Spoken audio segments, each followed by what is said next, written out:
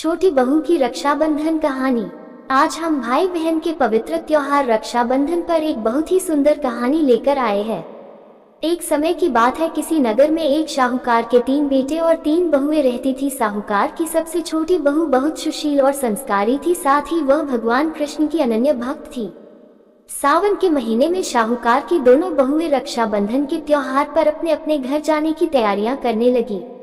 सुबह जल्दी उठकर घर का सारा काम करने लगी तो छोटी बहू ने पूछा, क्या बात है दीदी, आज इतना जल्दी जल्दी काम क्यों कर रही हो? तो उनकी जेठानियां बोली, कल रक्षाबंधन का त्योहार है, हम दोनों को अपने भाई को राखी बांधने अपने अपने घर जाना है। तेरा तो कोई भाई नहीं है, तू क्या जाने रक्षाबंधन का महत्व, भाई बहन के रिश्ते का महत्व।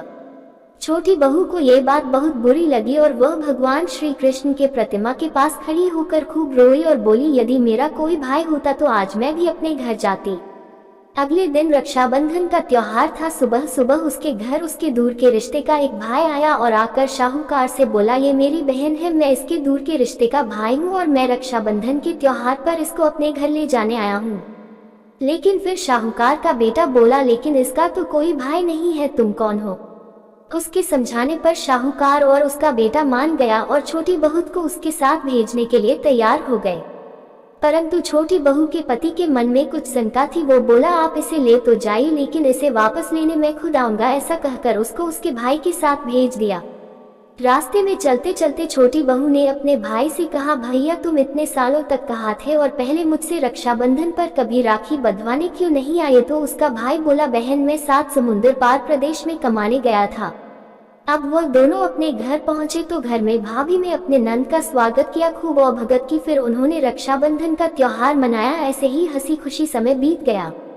एक छोटी बहू का पति उसे लेने उसके घर आया। महल जैसा घर और ऐसो आराम देखकर वो चकित रह गया। भाई और भाभी ने उसका खूब और भगत करी और अगले दिन सुबह सुबह भाई और भाभी ने उसे उसके घर के लिए रवाना किया।